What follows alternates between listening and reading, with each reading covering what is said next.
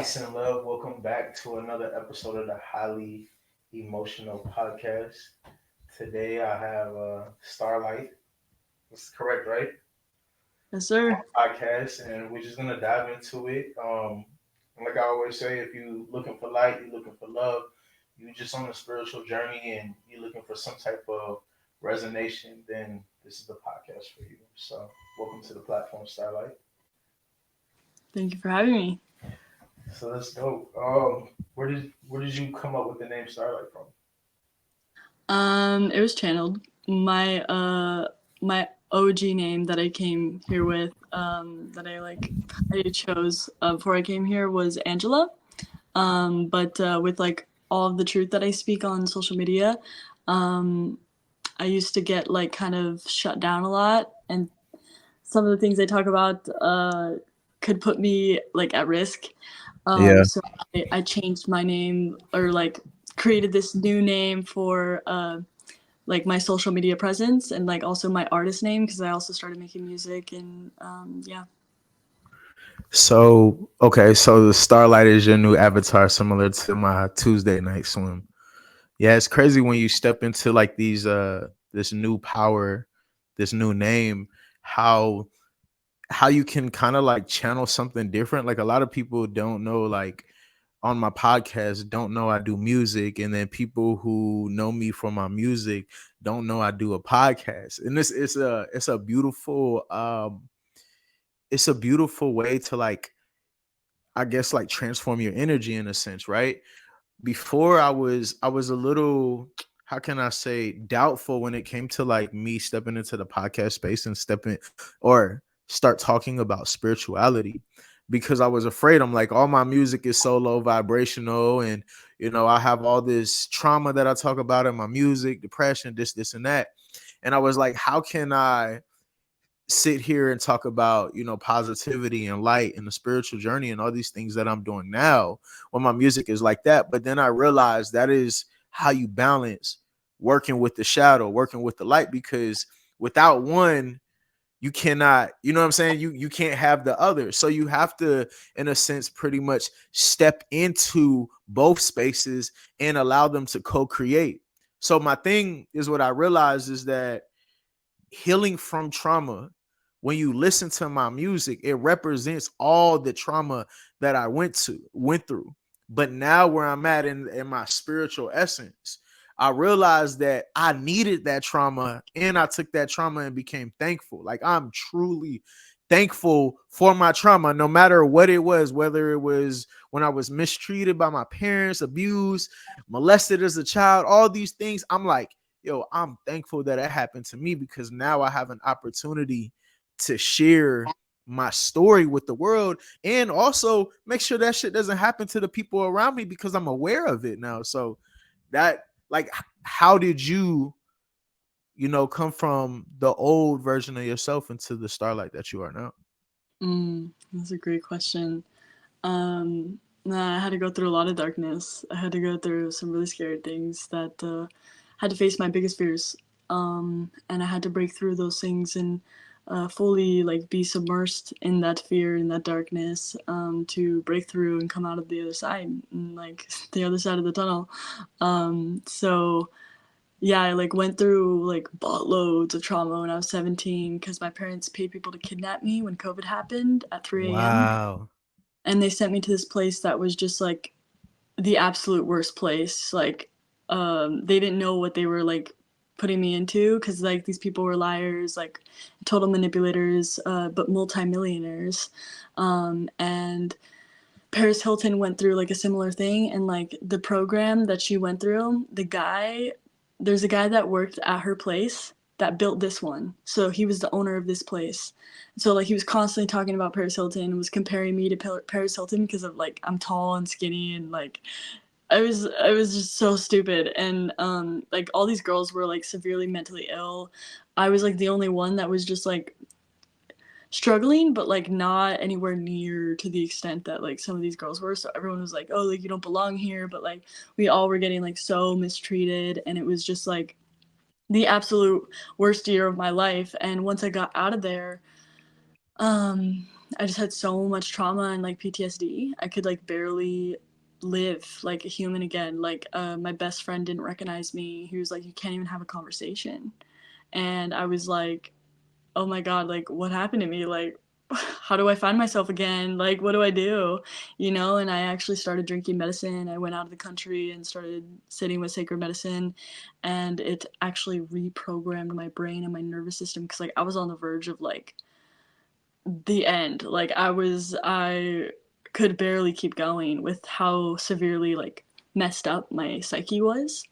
And also like my nervous system, like every like there were sounds everywhere I went. Like I would go into PTSD and like I wouldn't be able to function like every day.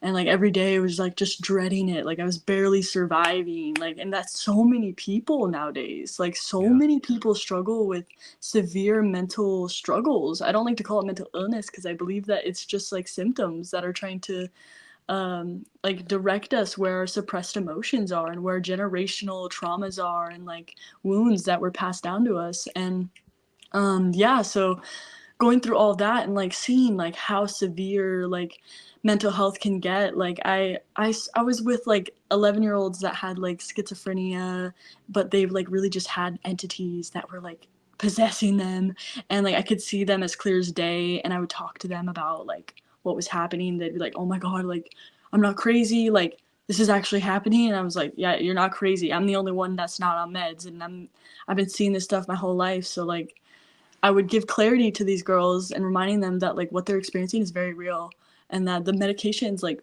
don't do anything besides destroy the nervous system and the brain and numb the person, so they're like have a hard time feeling their feelings, um, so that they can like get by every day, you know. But like that's not gonna like help somebody heal at all. So I got to see like just like how many meds like people are prescribed. Like these were kids, these were all underage kids, and like I was just like, oh my god, like it was just so like such a wake up call for me. So like going through that, and then like, you know, sitting with medicine really helped reprogram my brain and the way that I viewed my trauma. And I had to relive all of my trauma to like heal a lot of it. You had to in a sense address it, similar to, I mean, I don't know if you believe in shadow work, but I'm a firm believer on shadow work, on really like sitting with your trauma. Like we're talking about stuff that you forgot even happened to you. But before I even dive into that, what you said is that you were kidnapped at like 3 a.m. That shit sounds similar to like something I think that my wife had showed me on Netflix about those people who were like kidnapped as children, put into like these facilities, and they would have to like do certain tasks for like 10 hours a day, like repeat the same words for 10 hours a day while like staring at some object or something like that. Is that what you're referring to?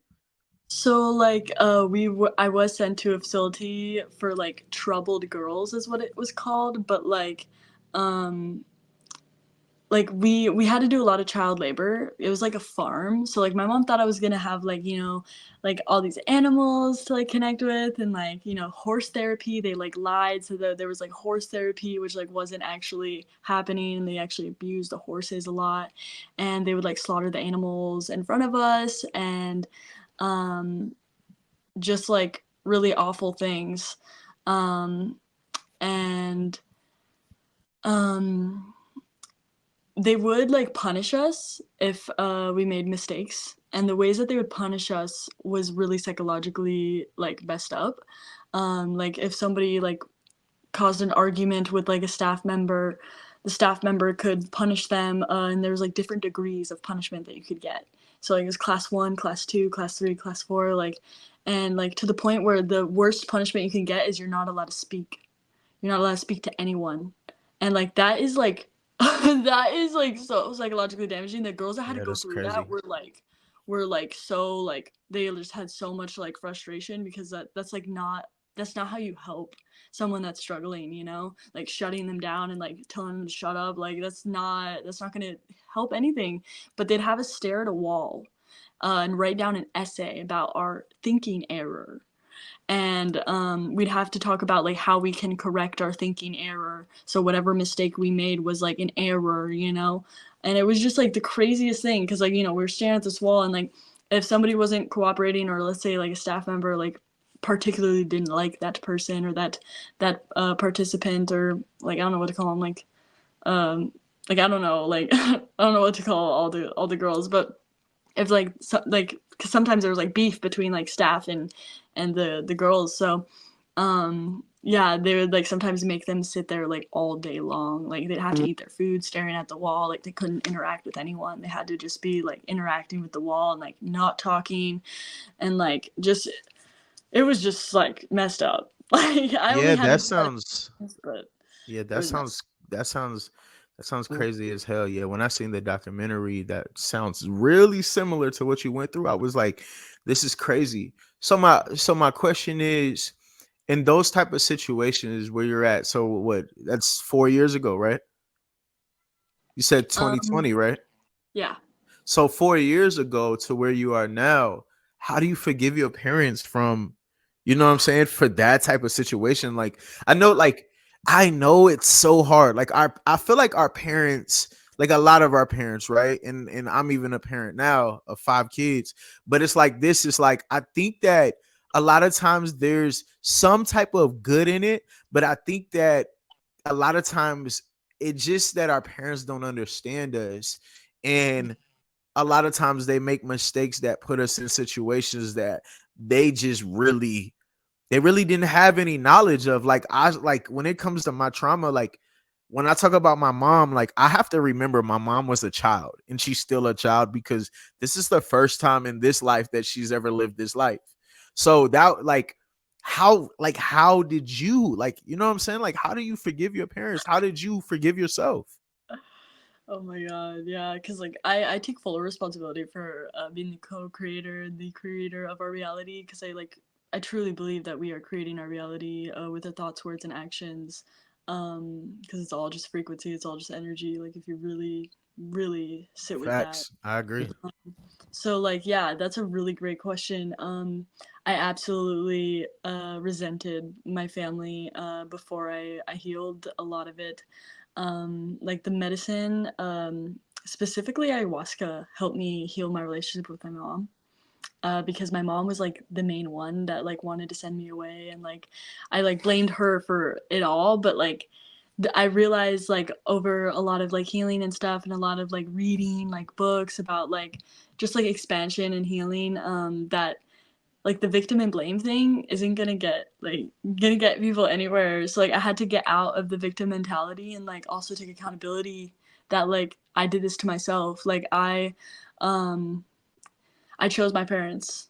Step one. Like I remember choosing my mom before I came to Earth. I remember exactly where she was when I came down from the higher realms, and it was like, it's a crazy story. But Was that ayahuasca, or as a kid you knew that? Or like that's I through I knew ayahuasca? that like that's been in my soul like ever since I came here. So like I remember vividly, like as a vision or a memory. I've always known that like I've chose my mom, and she's a very wise old soul.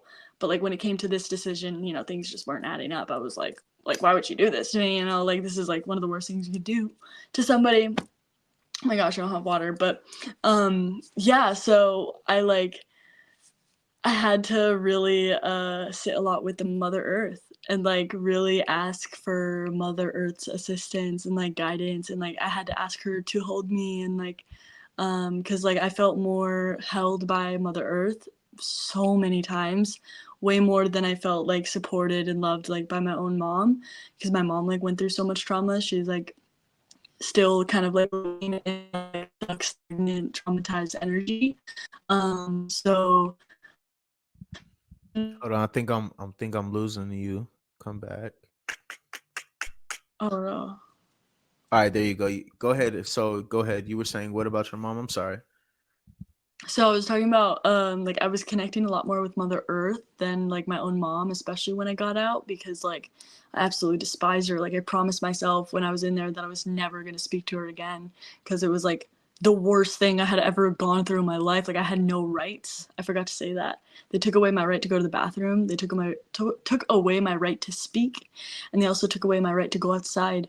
So I had very few rights. Like the only right I had was to eat, and like I was the only one in that whole place that had that right because I had my own food because of my my food preferences and the way I eat. But anyways, so yeah, getting out, I was like how am I gonna ever talk to my mom again? Like how am I ever gonna like I didn't want anything to do with her. Like I just wanted to like move out and never talk to her again. And I like didn't talk to her for a long time, and I would just like go on the earth and oh, it says network lost. Can you still hear me? Yeah, I still hear you. Okay, Yeah, I cool. can still hear you. Sorry. Oh shoot! What the hell? Let's pause it. Pause. Let's get you back. Go ahead. So go ahead. Okay. Yeah, so I was just like connecting with Mother Earth a lot, and I was taking medicines that grow from the earth that have been used for thousands and thousands of years because I didn't trust anything else. Like Mother Earth was like the only thing that I really trusted at that point, and so that's where a lot of my healing occurred, and that's where a lot of forgiveness happened through her like holding me and like reminding me that like I came here to forgive. I went through that to expand my awareness. Like I had all the like stepping stones of like why I had to go through such darkness at such a young age and like such severe like um just such severe like out of movie type things, and I feel like all of us go through traumas, and like trauma isn't like no trauma is like bigger than another trauma, um because like trauma is trauma. So like I also used to feel like I was more traumatized than everybody else, but like I definitely was really psychologically like not okay for a while, and like couldn't function as a human being, which I feel like many people go through, like many people, and it's like more normal because of how many people are going through it nowadays. But it's not natural. That's not our natural state. Facts. A traumatic state is not like our natural essence, our No. our natural lifestyle. Yeah, so Mm-mm. that makes sense. So when you were saying that you were experiencing this thing as a young age, I mean, I too experienced, shadows in my room. I'm talking about I could hear freaking pictures. Like now I've gotten to the point where like I'm 34 years old, so I step into my true power now. If a spirit is here, then I speak to it. You know what I'm saying? Like I learned that there is a reason why they're here, and a lot of times those demonic people or demonic entities that people talk about are a lot of times trauma. That's really, you know what I'm saying, a lot of times what it is. So what was your experience? Like what were you experiencing from like the things you remembered as a child all the way into, you know what I'm saying, now to where now it seems like you're in a place where you're more accepting of this is who I am. Mhm. Yeah, so I remembered a lot as a kid. I grew up with parents that didn't force any beliefs on me. One of my first memories actually was my mom telling me when I was like 3 years old. She was like, "I'm not gonna like force you to believe anything. We're gonna tell you everything that we believe, and we can take you to different churches if you want, and you get to choose like however and whatever resonates with you." And like I didn't know what she was like talking about, but it was like okay, like 'cause she would like teach me so many things when I was like really young. And some of the like first few memories that I have like at that age, like 3, 4, one of the first ones was like in my backyard, and she was doing like a little like goddess like fire ceremony circle with like her friends, and I like ran outside, and like I never really was a part of these, but I like knew my mom would do them, and she always would wear these like really beautiful goddess dresses, and I ran outside this one time, and I remember this like so vividly, and I started calling for all the archangels of each direction and all the animals, like my spirit animals and other spirit animals, and just like things that like my mom hadn't taught me yet. And then one of her friends were like, oh my god, you taught her this, like this is so cool. And she was like, no, like she's actually remembering right now. Like I haven't taught her any of this stuff. And so like my mom was very like tapped in when it came to like the remembrance. Like she knew my soul. Like I was in very clear contact with my mom before I came here because she's super psychic. and I never got away with anything growing up because she always was one step ahead of me and always knew what I was doing, whether I tell her the truth or not. So that was really annoying. But yeah, I remember choosing my mom. There was like a bunch of moms to choose from, and she was the only mom that could handle the things that I wanted to do and things that I wanted to be. So like she was the one that like radiated so much light as well as like just like power, like warrior energy. Like she radiated so much energy that I was like, oh my god, like this one is strong enough to handle me, because like I was gonna be a handful. So I was like, that's the one.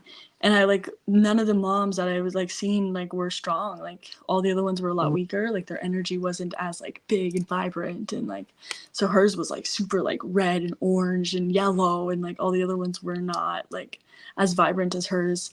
And so when I like was first contacting her before I came here, I was like asking her if I could come through. Like I wanted her to be my mom. She was like, I'm not having any other kids. Like you're gonna have to find another mom. And I was like, I don't want any other mom. Like I really like you're my mom. Like I can't have any other mom. She like didn't like she still said no. And so I was like, okay, I'm gonna go talk to my sister because my older sister was born. I was gonna be the little sister, but my older sister was like around 2, or like yeah, around like 2, almost 3 at the time. And so I go to her and I'm like, okay, like, can I be your sibling? I really wanted to be a boy actually. So my name was gonna be Christopher, or yeah, my name was gonna be Christopher if I was a boy. So I kept asking her if I could come in as her brother, and she said no, no. And I would like come in at different times, and like she always was like no, no, no, like absolutely no hesitation. And I was like, oh my gosh, like well, I don't know what to do here. And then I was like, oh my gosh, like I can switch to be a girl. Will you let me come through if I'm your sister? And then she was like, That's yes. crazy. Yeah, she didn't hesitate on the yes when it came to the sister. So I was like, okay. So then I went back to my mom, because like when I was coming to my mom, like I was in like a masculine energy as well. So like I wasn't coming through as like a baby girl. So I went back to my mom and I was like, hey, like I want to be like a little I want to be a little girl. And she was like no, like my daughter doesn't want any other siblings.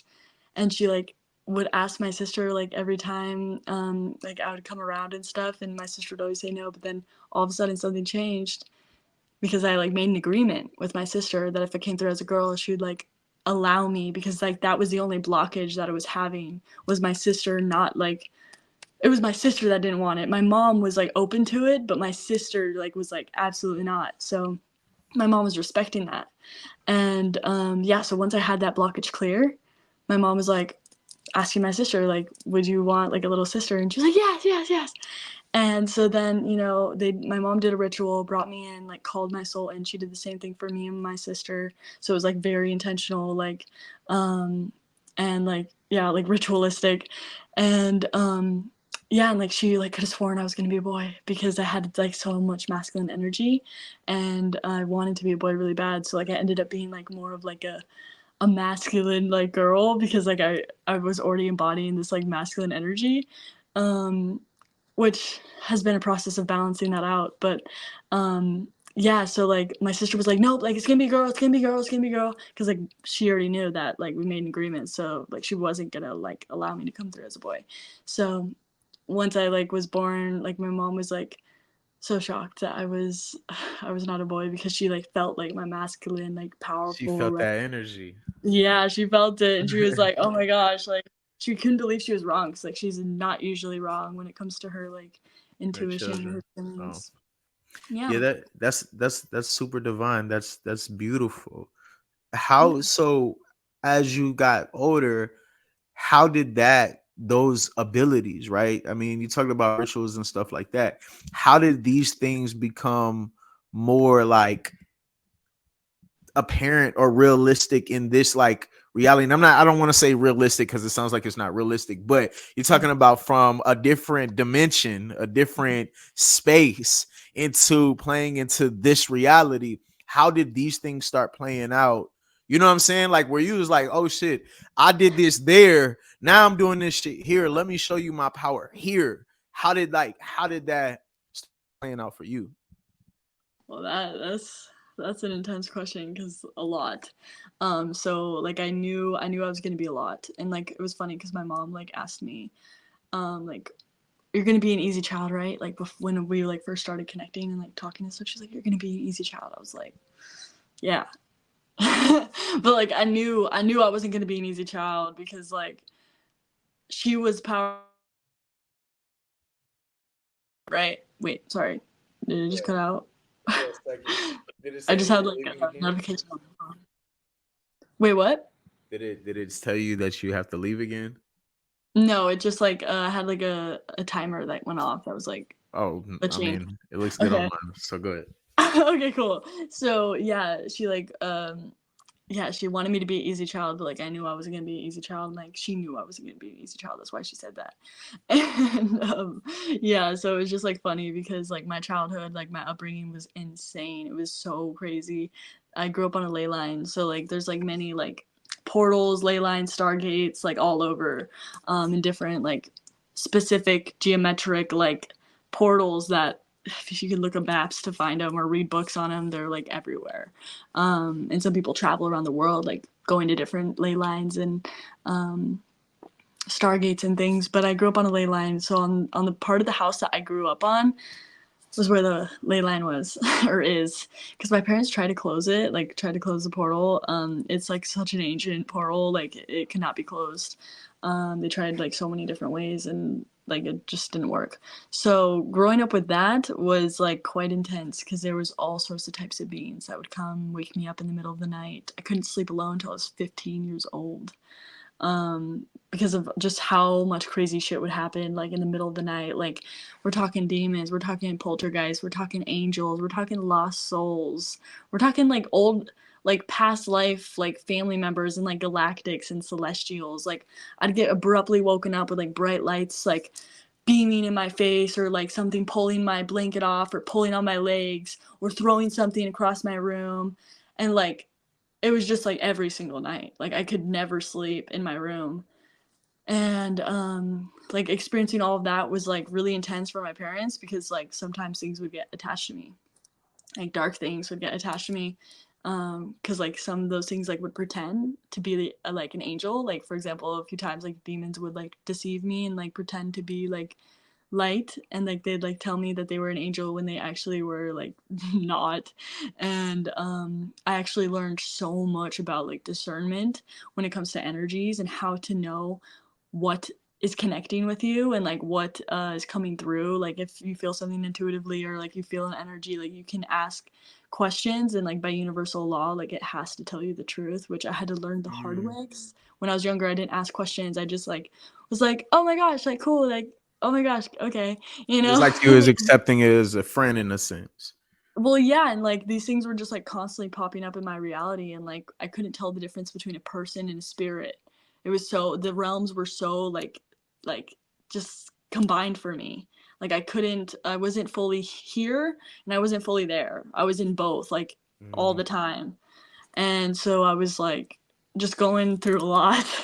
And was kind of like scared a lot because I was just like, like what is happening? Like why am I experiencing all of this crazy like stuff? And like parts of my soul would be like you know why you're experiencing all of this, like because part of the things that I came here for had to do with like anchoring things from the ethers and creating it into a material matter.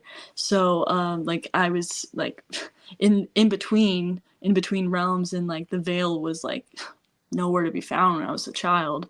But in high school I learned how to like turn it on and off kind of, because I couldn't focus in school like at all. So were Um, you?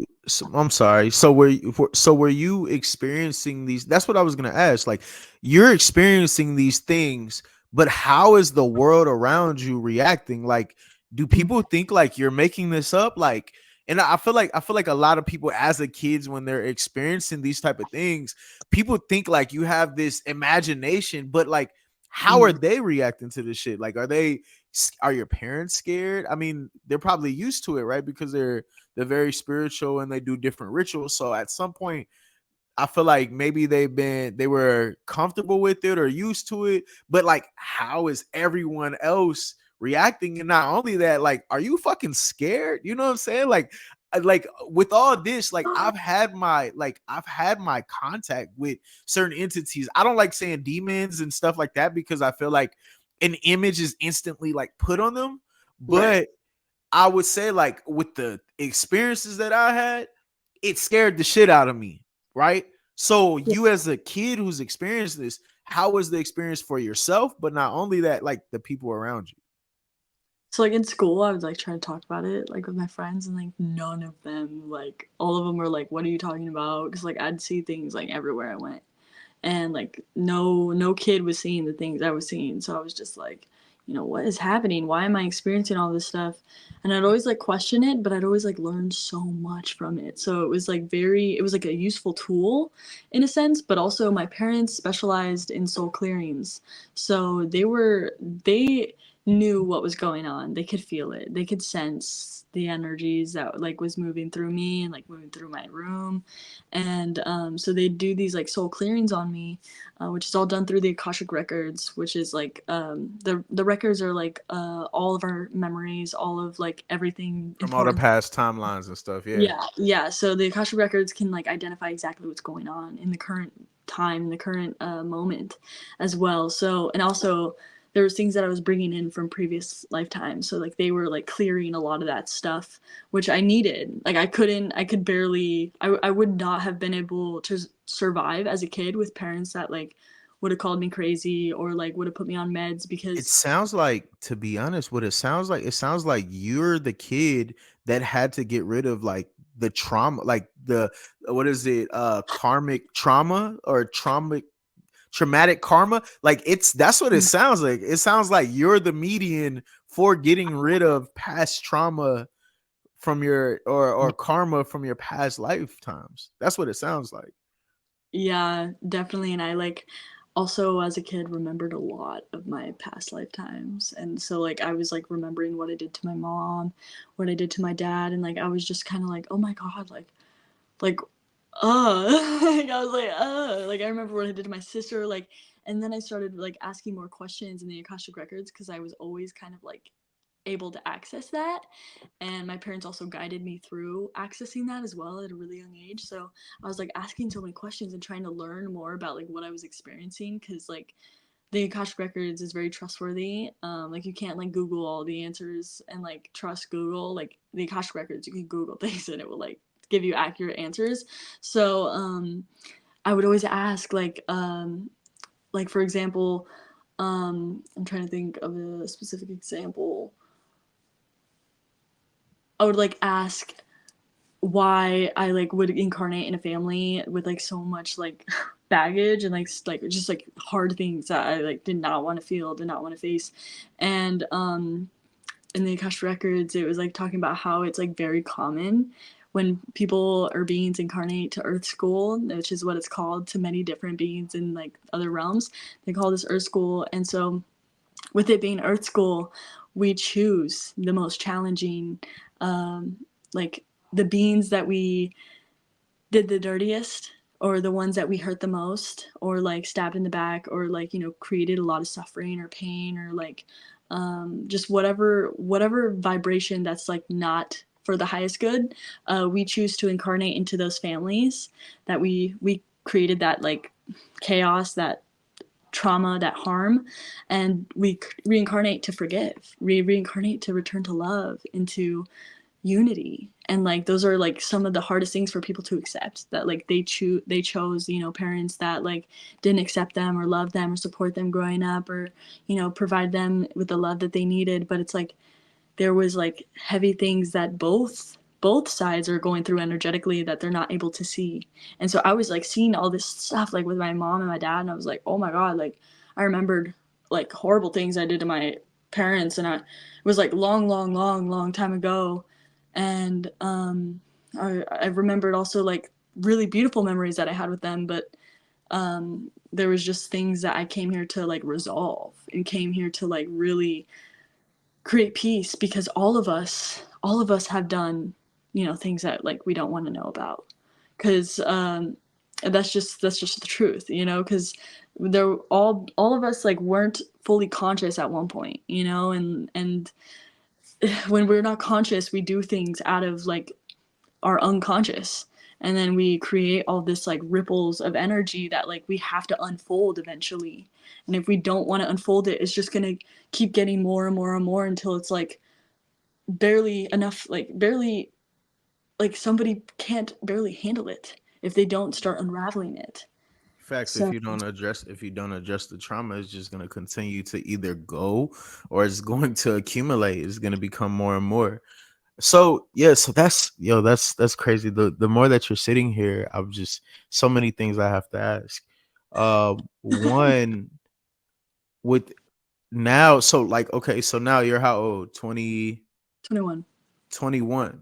So at 21, was there ever a point where like the things that you were experiencing, did you ever like was there ever a like you need to go to church moment? Like did you ever go through like I need to find Jesus moment? Like did you ever has anyone ever like approached you like you need to believe in Jesus because this is like what you're dealing with? Like did you ever have to deal with that shit? Because I feel like whenever you talk like not even just you, but anytime people talk about like the left theory of the world, right? Like we're talking about the flip side of religion. When we start talking about, different entities and stuff like that, everyone's quick to be like, religion, you need to do this. Like I remember one time I had told someone about this possession that I ended up having, and it was like, yo, you need to come to church, brother. We're gonna get you an exorcism, this and that.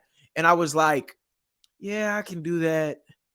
But what if that just makes something worse? And then, like, I ain't gonna lie, like, I realized that the demon was a part of me. Like, it sounds crazy, but then I realized that I need that demon sometimes. Sometimes I need him because the light body version of me, I can't do that shit. I'm too emotional. But then the demon version of me steps in and he says, yo, fuck it. I got this shit. I'm here to handle this shit that you too soft to handle. And I tell my wife all the time, I'm like, yo, I don't want to show you the demon version of me, but I'm telling you, if you seen that version of me, you would know that you're protected. You are protected by a very powerful person. And I tell her that, but when it comes to like the demon stuff, you know what I'm saying? I hate these words because we instantly think something negative. But yeah. did you ever have to, get Jesus or religion thrown in your face? So like I started posting on social media a lot when I got out of that place, and like oh my gosh, like the content I was posting was like all like spiritual, and my awareness was so like it was expanding so fast. So I like was having so many messages that like I needed to share like all the time. And yeah, so there definitely was thrown at me a lot through social media, and like there's definitely been some people in like real life that are like, oh, like like trying to push their beliefs onto me. But true freedom, like you wouldn't ever feel the need to like try to force somebody else to believe the same thing as you. And like the one twisted thing about religion, because I actually studied religion like really heavily because I wanted to really understand it and where it all came from. um, I did high school and college at the same time. I went to like a community college while I was in high school. So I took the world religion class in college, and yeah, like talked about Hinduism being the first religion, and like all of them pretty much saying like this is the only way. And what I learned through experience was that anything that's telling you that this is the only way is lying to you, because that's manipulation. It's a fear tactic to say this is the only way. Like if you don't do this, you're not going to go to heaven. You're going to go to hell. And heaven and hell are states of minds. They're frequencies. They're not places. Like dimensions aren't places or locations. They're literally just frequencies. And that's like the twisted thing that they've taught us in school, like the way that they teach space and like all these things. Like it's not what it looks like. And like I've done so much astral traveling and like so much things to like discover all these things myself and not listen to all the lies that this world teaches us and like programs us. Because the reason why they program us so much, especially so heavily at such a young age, is because it's all so that they can feed off of our energy and so that they can have a sense of power and a sense of control over where our energy is going and, you know, the things that we're focusing on. That's why everything on the media is ruled by fear, like with the politics and the governments and, you know, climate change, like all of it. It's just fear because their food is fear. And like that's like a whole nother ball game. But when it comes to demons, I actually like to call them dark attachments. But ultimately, when a dark attachment occurs, you have to be on vibrational resonance with that energy. So like there is some type of shadow in you that's reflecting that energy that you So you attracted. have to be. So you have to be like in a. I like to my like I would say when people willingly put themselves in those like low vibration status, like drinking the Mm. potion of liquor, you know what I'm saying? And the elixir, you know what I'm saying? Like we don't want to, people don't want to act like this is like not magic. It's fucking magic. It's literally called a spirit for a reason. You know what I'm saying? So like in that state is what you're talking about. You're talking about you had to be in some type of low vibrational state initially to pick up the frequency of, would you say shadow attachments? I call it dark attachments. Oh, Yeah. dark attachments. There you go. So you had to be in a low state. And so how did you experience these things? Like now are you still working with the, you know, like talking to the, you know, talking to the spirits, and are you still on that level? So I used to be really curious about the dark ones, like, cause like I was always like so, cause they were like so dark and like some of them were really scary looking and some of them were just shadows and like didn't have any like details or like face, what is it called? Like, I don't know, distinction, like where you Facial can like features. yeah, like you can't really like see like what it is. So that like about it like kind of like put me down a rabbit hole for a while where I got sucked in some really dark situations with people that had like some really dark stuff going on. Like I was just like, you know, what's going on here? You know, what are these things and where did they come from? Because like sometimes when I see certain dark things, I'm like, what is that? You know, but I've had to get to the point where like I don't give them that much energy because they love that type of attention. And they would like get attached to me because I would be so invested in like, what are you? What's your name? Like, where did you come from? Like, how did your consciousness fall? Like, why did you choose that? You know, and just like trying to learn all these things about the darkness. I learned everything I needed to know, and I wish I wouldn't have done it that way, because it was like very draining and it was very exhausting, and just took a toll on my mental and my emotional and like my physical being. Because these things like have to feed off of another person, because demons don't have bodies, or dark beings, dark attachments don't have bodies, so all they want like is to like be around that, be in that, you know, if they can. So that's like the one thing they don't have. And yeah, so also when it came to the Jesus thing, I just forgot. My mom showed me the movie the crucifix. I always The have a hard Passion of the Christ. no, the crew. It's a like when they crucify, like it's the crucifixion. Like I can't say that word. I can Crucifixion. Yes, like I can never say it, There's a but yes, movie. that's it. Yeah, it's a movie, and apparently, Let me see. I'm about to like look it up while we're doing this.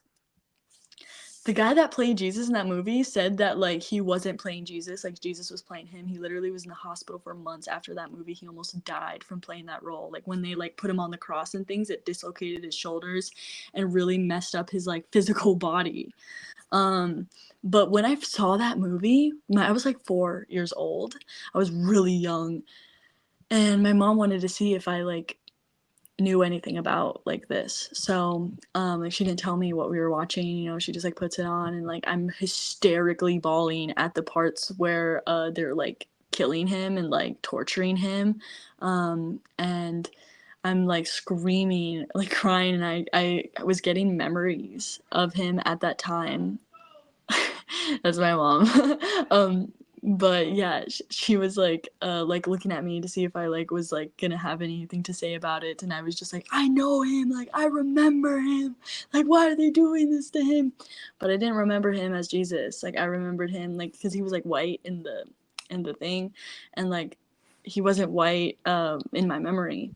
Oh, And so you were like, yo, something is different in a sense. yeah, but like I remembered the like type of story that I was witnessing, you know? Like I was like, "Oh my god, like this story isn't something's not adding up in the story, but like this is triggering a memory that I do have, you know? Like I remembered this guy, but it wasn't this guy. He looked different than this guy, you know? And what I remember him looking like was Middle Eastern. And like really beautiful eyes, like just star-struck eyes, and really dark hair and like a darker golden skin tone. And yeah, and I also like remembered Mary Magdalene when I was remembering him as well. And so I was like telling my mom, like my mom paused it and was like what are you seeing, like what do you like have to say? And I was like, I remember Mary Magdalene like on these horses, and I remember Yeshua was what I said. And when like she kept saying Jesus, like what about Jesus, I was like Jesus, like something like wasn't clicking when she was like saying Jesus. I was kind of like understanding, but like something was confusing me about the Jesus thing. Which like after like learning so much about religion and like how much they twisted things, like I was like, okay, that makes so much more sense why it was like kind of confused on the Jesus thing. But yeah, like his original name wasn't Jesus. Like they changed his name to be that for many reasons. But yeah, it was like crazy because when people are like, "Oh, you need Jesus," like that energy has been with me my whole life and like has been guiding me my whole life. And Mary Magdalene has been one of my like greatest teachers energetically, as well as like the whole story of them is like so divine and like so magical. And there's so many like little things that I remember that like I can't necessarily like prove, you know? Like I remembered them because I remember them like being in front of me, and I remember like the activations that they created. Because like I remember Mary Magdalene, like the first time like I saw her, I was like just staring at the sand, and I was just like playing with sand, and I was like an older like woman, but not like super old, and I was just playing with sand like so mindlessly, like wasn't even like really thinking. And she just like pulled up my chin, and I looked at her, and like she just was like speaking with her freaking eyes, and her telepathy was so potent. And I just looked at her, and like something in me like changed. Like the moment she like touched me and looked at me, and she was wearing all white with a gold red veil over her hair, and she had like super long hair and like golden skin tone as well. And they were on like three white horses, because like the Elijah was with them as well, but like he wasn't like I didn't interact with him at all. I just interacted with Mary and Yeshua. So that was like a crazy thing to like continuously remember, because like when people are like, "Oh, you need Jesus," like I have such a strong connection with Jesus. I remember exactly what he looks like, and like if only I could activate Give that it to memory. you. Yeah. Like I don't know how to necessarily do that, you know, because it was very personal to like something that I experienced really long time ago when they were alive. And then I've actually met like incarnations that are embodiments of them, and they always say like, don't call me that name, like don't say it out loud, like but don't say anything, you know, like this is like I'm undercover type thing. And it's like, is the Mary Magdalene I've met, her name's not Mary Magdalene, but it's very obvious in her name, like it's very obvious that she's Mary Magdalene. She wears all white with a gold red veil, and like when I first saw her, I like bawled hysterically because she looked exactly how I remembered her when I was little. And it's like I freaked out. I was like, "Holy shit, this is not happening! Like this is not real!" And I like looked behind her, and there was like a whole team of angels, and the whole room was like covered in like really powerful celestials that came with her, and she was speaking in such a high frequency that like normal people that like are kind of like robotic and living in the program and the The Matrix. Yeah. They wouldn't be able to understand anything she was saying. So like I felt so blessed to like receive her codes and like receive her medicine, and she lives in Egypt and she has houses all around like the world, and the like it's just she's like really freaking magical. But I've met That's many dope. bodies, is what I'm saying. Nah, that's fire. Yeah. That's beautiful. I like hearing your story. It's definitely going to challenge me to do more research too, because I feel like my views on the whole Jesus thing is that, like, I'm not gonna say that I don't believe that the person is real, but I believe that the story has been manipulated to benefit the oppressors. You know what I'm saying? Like, let's be real. Like everything else, like, the term God is used as to define masculinity, and you know what I'm saying? Like, I'm like, bro, you cannot have life without divine femininity and masculinity. Like, it's just impossible. So like, a lot of times when it comes to, like, him walking on water and all this other stuff, I feel like people have exaggerated and manipulated to their benefit. So it's hard for me to believe with the narrative of the world. But I can say is that the level of Christ is a level of consciousness where you can have discernment and you can operate at the high frequency, where you can embody that amount of love for all beings, all of reality, all of earth, all entities, and you can have a level of empathy and love, and that can be at the forefront of your life. If you can't do that, then you can't truly comprehend the story or the message of Christ or Jesus. If you're just focused on a figure, like, oh, he has to look like this, or his name has to be this, or this and that, I think that's when we lose the purpose of what Christ represents. And I think that what you're saying is very beautiful, because I've been trying to figure out this Mary Magdalene story, but not a lot of people talk about it. Not a lot of people uh acknowledge her as his wife. But when I hear it, I'm like it makes sense. You know what I'm saying? It makes sense. And then, there's so many pieces to this. But my thing is, I want to pick up the pieces. I want to learn, because all of us, you're younger than me, but yet you have so much that I'm learning from hearing you. You know what I'm saying? So that's the purpose. If you can be open to hear someone with a powerful story, there's so many questions that I have to ask you.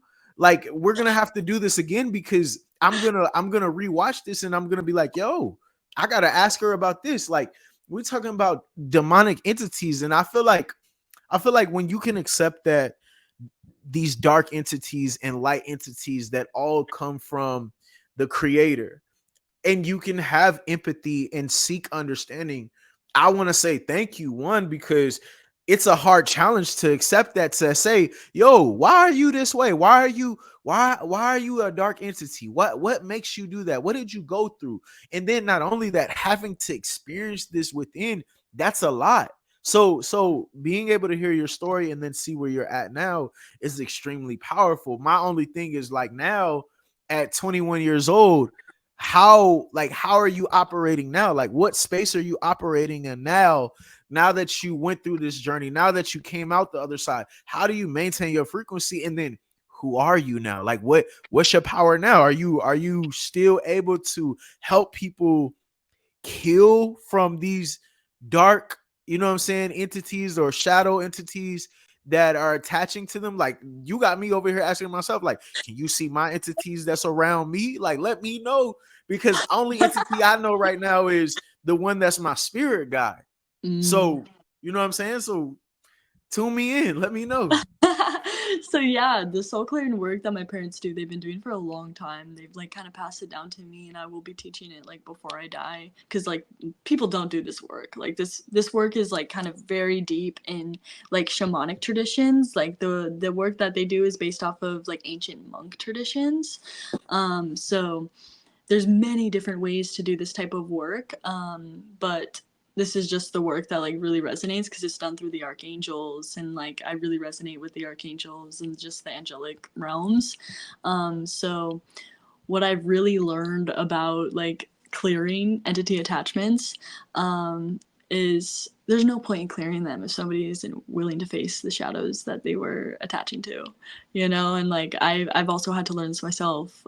So like guiding. Okay, wait. So there's a few things. So they leave programming in our mind. They tell us, you know, we're not good enough. They tell us that we're ugly, or that we're whatever, we're horrible, that we don't deserve love. Like whatever affirmations are your weak points, they're picking at to like cause more confusion and to manipulate so that they can feed. And so this programming stays in the brain and in the head when the entity leaves. So this frequency, like of this like pattern that's repeating, can attract another entity, because with this work, the entity is sent back to where they came from to never return in all dimensions and timelines. But you can attract something similar if you don't reprogram and you don't face your shadows and you don't heal, because there's no point in doing a clearing if you're going to continue listening to those intrusive thoughts, the thoughts that aren't benefiting you or aren't in your highest good or your highest interests. Like feeding into those thoughts like is not going to get you anywhere. So there's like meditations that can be done. I've been like working on some like subconscious meditations, like going deep in there for specifically the soul clearing work that I do. But my parents are like, my dad in particular is really skilled with this stuff. Sometimes I still get like kind of drained from doing this type of work because I'm really sensitive, like energetically. So sometimes I need my dad's help because he can just like completely detach, like where he doesn't get affected at all. It's pretty amazing. So like he's my teacher. Like I'm learning from him, you know, and like how to like fully detach so like this entity doesn't drain me at all. But yeah, and then there's like an integration prayer that is done to help integrate on the person's side, you know, because like I can do all the hard work, the angels can do all the hard work, and then like you have to do something too to like integrate it if you're a part of it and you're experiencing that, you know. So the integration is so important. It's the most important aspect of it. And yeah, and then like with the whole like Jesus thing, also I want to say some more things about that because like religion is so twisted, and the like most religious people that you meet are so judgmental and don't love people unconditionally, which is the truest teachings of Christ or of Jesus or of Yeshua, whatever you want to call him, you know. It's ultimately like whatever resonates with the person. But when it comes to that, like Mary Magdalene activated Yeshua or Jesus or Christ into the Christ consciousness frequency. So that Kundalini energy that they were teaching people, that they were activating in people through just their presence and their embodiment and their integrated selves of it, that frequency was contagious. That frequency was like evolution. It was creating a lot of like major transformation in humans and in like just the collective of this planet. And the beings that were like trying to control everything and like the system and everything were like furious because they knew all about Kundalini. They know everything about it. Like the CIA documents go over all sorts of spiritual things that like people have a hard time believing, but the government gave away as much as they could because the way that like universal law works. They gotta put it in your face so that you know what I'm saying. So you see it. You have to be tricked into believing that it's not real. So Exactly. Like they have to tell us the truth, whether it's through movies, whether it's through the documents, whether it's through whatever music. Like there's so many ways that they tell us the truth, and people aren't actually listening because their pineal glands calcified. They're drinking too much tap water. They're showering. You know, and like we are water beings. Like we are mostly thriving from water. So if we're not like prioritizing the water aspect of things and speaking life into our water, the water in us isn't going to be like as tapped in and as connected to like everything else. But yeah, like people are so unconscious. Like I've talked to people that like are completely glazed over. Like the fluoride stare is like totally real. yo, Like, that shit is it's the like not worst. Yeah, that shit is the worst. Like I already know. Like trying to have a conversation with a lot of people on this frequency is it's so fucking like it's wild because you'd be like, yo, you didn't get anything that I said. Like, and you can see it. And then sometimes I get super judgmental because I'm like, you're a fucking NPC, bro. Like, let's be real. There's so many times where I'm out in the matrix at the store or just out in reality, and I'm just like, bro, this person is literally an NPC. Like literally, you're just there and you don't even have any type of consciousness going on. Like literally, you're just like this, and you don't realize what's going on. So it's crazy. So I already know how much of a challenge that shit is. But dude, everything you're saying is, I think that is extraordinary. Where are you located? Where are you at? I'm currently in Arizona, but I travel a lot, so I am all over the place. Like I'm going to Atlanta this week to Dharma Glow. I don't know if you heard of like Londrell or like Tony Jones, but they're like Yeah. they're like I have a bunch of like music friends that um yeah, that are like gonna be there and stuff. So I'm really excited for Dharma Glow. But yeah, and then I'll probably travel some more before the year ends, and then we'll see. But I've been traveling like all year, like in and out of this country. So Yeah, that's dope. No, I was asking because I was like, you guys doing these different things, like there has to be, you have to be in some type of area where like no one is around in a sense to where you guys can really tap in. And you said there's multiple portals and whatnot there. So yeah, so I actually grew up in and out of Sedona. I still go to Sedona all the time. But I don't like to stay in Sedona. Oh, have you heard of Sedona? I heard of it. I don't, where is Sedona? Like It's I'm sitting there Arizona. like, where is that at? Have you ever heard of like Flagstaff? It's like up north in Arizona. Have you Yeah, I've ever? heard of Flagstaff. Yeah. Yeah, it's like it's 30 minutes away from Flagstaff, and it's like Sedona is like one of the most bizarre, like out of this world places. Like I am so ungrounded. Like whenever I go into Sedona, that's why I always like leave because it's not sustainable to live there, and like the people there are like so dramatic, and everyone knows everybody's drama, and like everyone like thinks that they're like better than another person. So like I just like stay out of that like ego, um, like just kind of like twisted stuff because they're all like into like the alien stuff and like sometimes like shamanic work and like energy work. But some people just like every time I go there, like I've had to cut off a lot of people that are no bueno. But I have some really close friends in Sedona as well. But Sedona is like super galactic. People fly out there from all around the world to see UFOs and Yeah, aliens. I need to go. I need to go to Arizona. I wanted to go um over there because I've heard like a lot about ayahuasca retreats. I want to try ayahuasca or the toad. Like I'm ready for that. Oh, oh I'm my like gosh, yeah, I'm ready to cross over. I'm gonna do it. I'm not gonna say I want to. I'm going to. I am.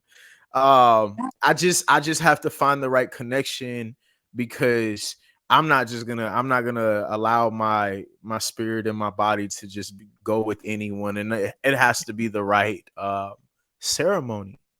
right. So Yeah, for sure, now that you're in there, now I have a person I can connect with for sure.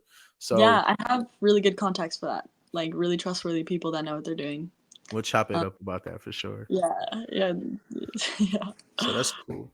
But yeah, everything that you said, I want to say like I love it. It's been powerful. Like I said, we're gonna do this again because there's so much more that I have to ask you about everything. But far as like, everything now, we have a I think that we have a great conversation that people, will enjoy. And one thing I have to say is that no matter what your age is that there are people who are wise in so many other situations that you could learn from. And this lets you know right now that you just taught me a lot, and I'm older than you. So thank you is what I want to say. So thank you. Uh, Before we end, I usually ask every guest to leave me with two things. The first thing is a book reference, and the second thing is a powerful quote that you can apply to your life. wait, what was the second one? The book A, reference, and then a powerful quote a you can power. apply to your life, or they can apply to their life, whichever. I know so many. Oh my god. Just give me any. It doesn't matter. Okay. Let's see. Let me look around. Mm. For all the people that feel like they're not from this planet or just have so much to learn about their soul. There's this book called Letter to a Starseed. The woman is extremely wise, and it's by Rebecca. I don't remember her full name, but she makes like decks and things of all the visions she's seen throughout her life. Her decks are really activating, but that book is really good for people that want to learn more about their soul, star lineage, where they came from, what their history is. And then a quote: "The past is dead and the future is imagined. All we have is right now." Bars. Well, so I ended like this. If you enjoyed this conversation, if you fucked with everything that we said, make sure one, you share it with your friends, your family, your mama, your auntie, your uncle, to anyone that you know is willing to listen to this message. And if you enjoyed it, make sure you hit a like, a subscribe, and drop a comment. And until next time, peace, love, and light. Let me stop it.